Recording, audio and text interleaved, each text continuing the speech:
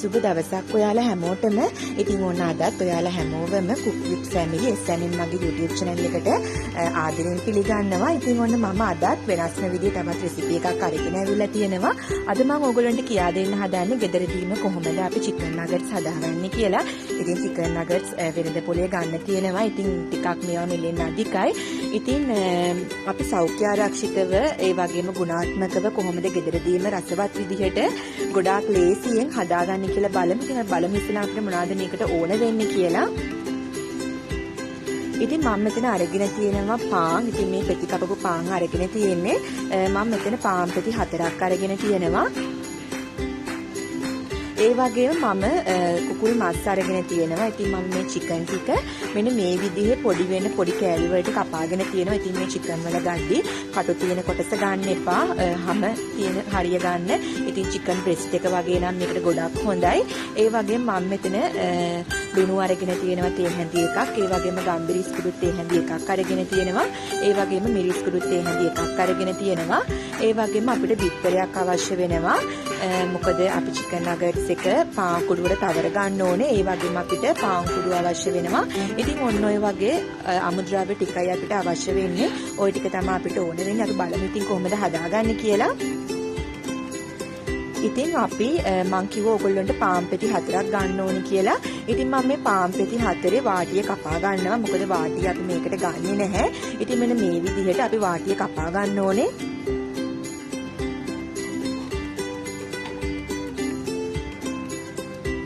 ඉතින් ඔයගොල්ලන්ට පේනවා ඇති පාන් පෙත්තේ මේ මැද කොටස තමයි අපි මේකට ගන්නෙ. ඉතින් දැන් අපි බලමු මොකද්ද කරන්න හදන්නේ කියලා ඊළඟට. ඉතින් මම මේ කපාගත්තු පාන් පෙත්තේ මැද කොටස මෙන්න මේ විදිහට පොඩිවට කපා ගන්න ඕනේ. මොකද අපි මේක බ්ලෙන්ඩ් කරන්න ඕනේ.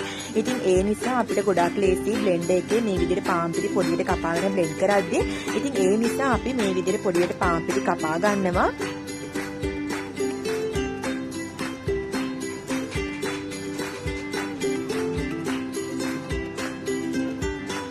දැන් ඉතින් අපි බ්ලෙන්ඩ් එක අරගෙන මේ ටික ඔක්කොම බ්ලෙන්ඩ් කරගන්න ඕනේ. ඉතින් මම මේ කපාගත්තු පාන් පෙති මගේ බ්ලෙන්ඩ් එකට දාගන්නවා.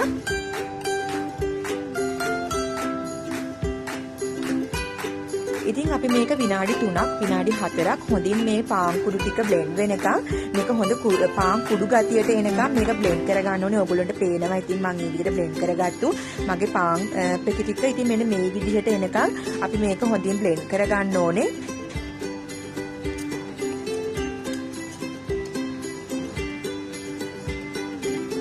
ඉතින් දැන් මම මේකට එකතු කරන්න යන්නේ අපේ chicken ටික.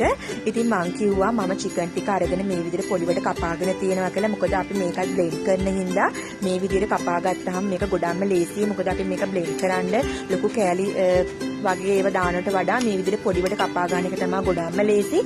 ඉතින් අපි මේ කපාගත්තු chicken ටිකයි ඒ වගේම මම ඔයගොල්ලන්ට කිව්වා මම අරගෙන තියෙනවා ලුණු, ඒ වගේම ගම්බිරිස් කුඩු, ඒ වගේම මිරිස් කුඩු මම මේ ඔක්කොගෙම තේ හැඳි එක ගානේ අරගෙන තියෙන. ඉතින් අපි ඒ ටිකත් මේකට දාගෙන මේක හොඳට බ්ලෙන්ඩ් කරගන්න ඕනේ විනාඩි 4ක් විතර.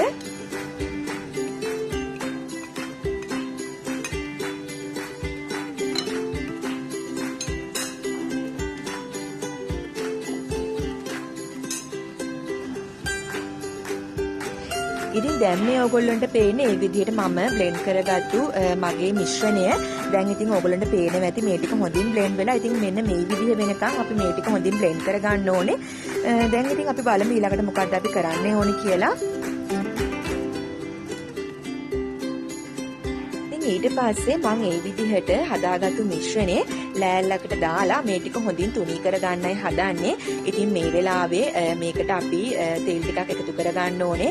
ඉතින් මම ඕගොල්ලන්ට කියනවා ඕගොල්ලෝ පාවිච්චි කරන ඕනෑම තෙල් වර්ගයක් මේකට යොදා ගන්න පුළුවන්. කුකින් ඔයිල් හෝ පොල් තෙල් උනත් ප්‍රශ්නයක් නැහැ.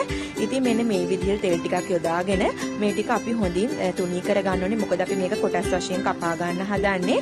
ඉතින් අපි මේක පොඩිවට කොටස් විදිහට කපා ගන්න ඕනේ හින්දා අපි මේක හොඳින් තුනී කරගන්න ඕනේ. දැන් ඉතින් මේ ඕගොල්ලන්ට පේන්නේ මේ විදිහට මම තුනී කරගෙන හදාගත්තු මගේ chicken nuggets මිශ්‍රණය. දැන් මේක මම හදාන්නේ කොටස් විදිහට කපා ගන්න. ඉතින් ඕගොල්ලෝ දන්නවා ඇති වෙළඳ පොලේ සාමාන්‍යයෙන් chicken nuggets විවිධ වර්ගයේ විදිහට හැඩයන් වලට තියෙනවා. ඉතින් මම මේක දැන් කොටුවට කපා ගන්නයි හදන්නේ. මොකද අපිට ගොඩක්ම ලේසි මේ විදිහ. ඉතින් මම මේක කොටුවට කපා ගන්න මේ විදිහට chicken nuggets මිශ්‍රණය මේ විදිහේ ලෑල්ලක තුනී කරලා මම මේක දැන් කපා ගන්නවා.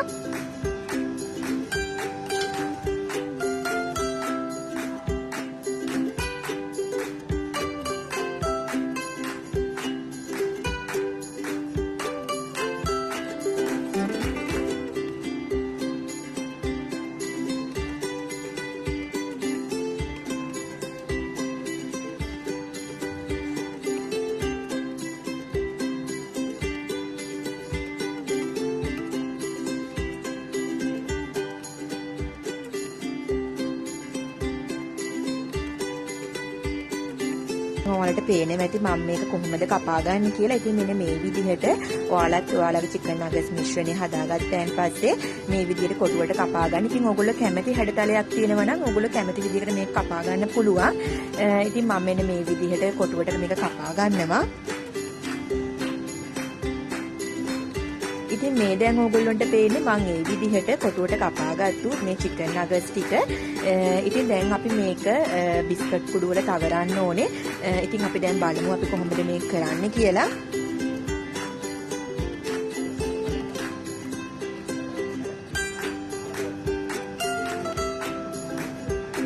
ඉතින් මම ඕගොල්ලන්ට කිව්වා බිත්තරයක් මේකට අවශ්‍ය වෙනවා කියලා. මම ඉතින් මේ බිත්තරේ මෙන්න මේ විදිහට හදාගෙන තියෙනවා. ඉතින් මම දැන් මම හදාගත්තු chicken nuggets එකින් එක මේ විදිහට බිත්තරේ පොඟවලා බිස්කට් කුඩු වල තවර ගන්නවා.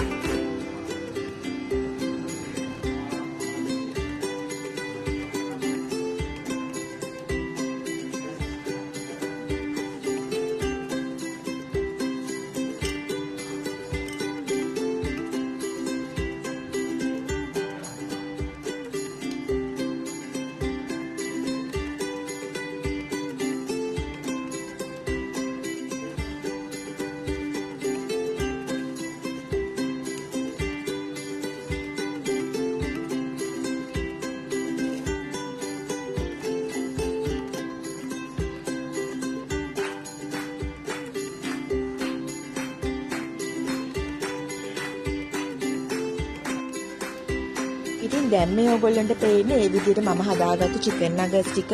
ඉතින් ඕගොල්ලන්ට මේ වෙලාවේ ආහාරයට මේක ගන්න අකමැති නම් ඕගොල්ලන්ට මේක ෆ්‍රිජ් එකේ තියලා සුමානකින් දෙකකින් නැත්නම් මාසෙකින් උනත් මේක ආහාරයට ගන්න පුළුවන්. ඉතින් ඕගොල්ලෝ දන්නවා වෙළඳසැල් වල සාමාන්‍යයෙන් මේ විදිහට chicken nuggets හදලා මාසයක් විතර මේක තියාගන්න පුළුවන් විදිහට තමයි ඒගොල්ලෝ හදලා තියෙන්නේ.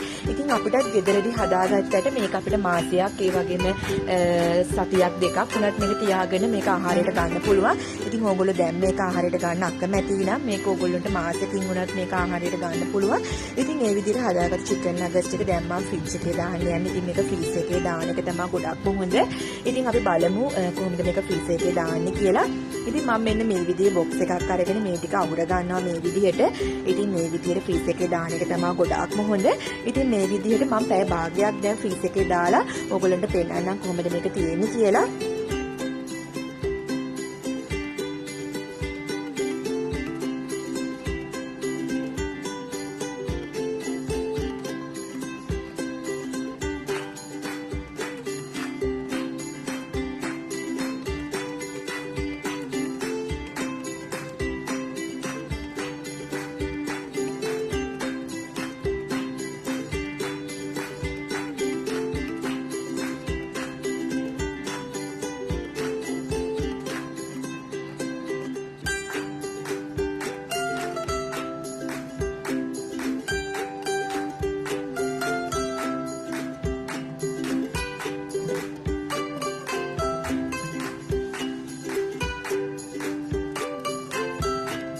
දැන් ඉතින් මේ ඔයගොල්ලන්ට පේන්නේ පැය භාගයකට පස්සේ අපි හදාගත්තු chicken nuggets ටික.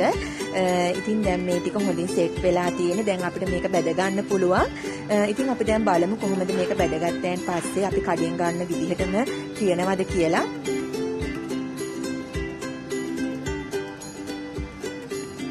ඉතින් මම මෙන්න මේ විදිහට තෙල් තාච්චිය ලිපේ කියලා. ඉතින් සාමාන්‍යයෙන් අපි තෙල් වැඩිපුර එකතු කර ගන්න ඕනේ. මොකද චිකන් නගට්ස් කියන දේවල් සාමාන්‍යයෙන් තෙලේ බදිද්දී ටිකක් වැඩිපුර තෙල් යනවා. ඉතින් තෙල් ටික රත් වුණාන් පස්සේ මෙන්න මේ විදිහට මම හදාගත්තු චිකන් නගට්ස් එකින් එක එකතු කරලා මම මේ ටික හොඳින් තෙලේ බැද ගන්නවා. ඉතින් මේ ටික රන්වන් පාට වෙනකම් හොඳින් බැද ගන්න ඕනේ. ඉතින් ඊට පස්සේ රන්වන් පාට වෙනකම් බැදගත්තයන් පස්සේ අපිට මේක ලිපෙන් බා ගන්න පුළුවන්. ඉතින් අපි බලමු මේ කොහොමද තියෙන්නේ කියලා.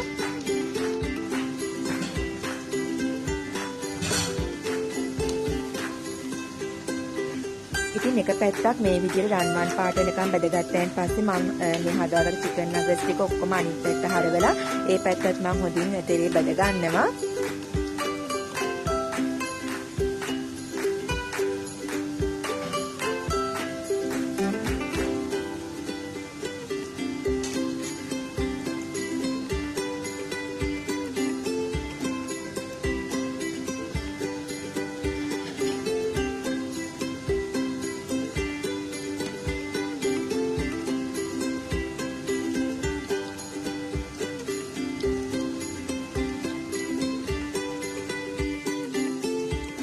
ඉතින් මෙන්න මේ විදිහේ රන්වන් පාට වෙනකම් මේ ටික හොඳින් තෙලේ බැද ගන්න ඕනේ.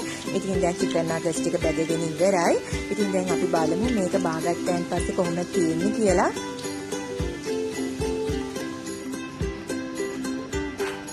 ඉතින් මේ තියෙන්නේ අන්තිමේට මම හදාගත්තු චිකන් නගට්ස්. ඉතින් මේවා වෙළඳ පොලේ ගන්න තියෙනවා වගේම ගොඩාක් ගුණාත්මකව ඒ වගේම සෞඛ්‍ය සම්පන්නව ගෙදරදීම හදා ගන්න පුළුවන්. ඉතින් ගොඩාක් දේවල් මේක හදන්න අපිට ඕන වුන්නේ නැහැ. අමුද්‍රව්‍ය ටිකකින් අපිට ගොඩාක් ලේසියෙන් මේක හදා ගන්න පුළුවන්. ඉතින් ඕගොල්ලෝට මම තව දෙයක් කියන්න ඕනේ. සාමාන්‍යයෙන් චිකන් නගට්ස් වෙළඳ පොලේ ගන්න තියෙනවා ටිකක් මේවා මිලෙන් අධිකයි. ඉතින් ඒ තරම් අපිට ලොකු මිලක් මේකට යොදවන්න ඕනේ නැහැ. මේක ගෙදරදීම හදාගන්න. ඉතින් ඕගොල්ලෝ ගෙදරදී සෞඛ්‍ය සම්පන්න විදියට ගුණාත්මක විදියට ඕගොල්ලෝගේ දරුවන්ටත් මේ දේවල් හදලා දෙන්න. ඉතින් ඔයගොල්ලෝ තාමත් මගේ channel එක subscribe කරලා නැත්නම් අනිවාර්යයෙන්ම subscribe කරන්න. ඒ වගේම bell icon එක press කරන්න අමතක කරන්නත් එපා. ඒ වගේම like කරන්න, share කරන්න. ඒ වගේම ඕගොල්ලන්ටත් පුළුවන් මොනවාද මගෙන් අහගන්න තියෙන දෙයක් තියෙනවනම් comment section එකේ comment කරන්නත් පුළුවන්. ඉතින් මේ වගේ තවත් අලුත් රසවත් වීඩියෝ එකකින් ඊළඟ දවසේ ඔයාලා හැමෝම මුණ ගැහෙනකම් ඔයාලා හැමෝටම සුබ දවසක්. මගේ නම නිෂාරි.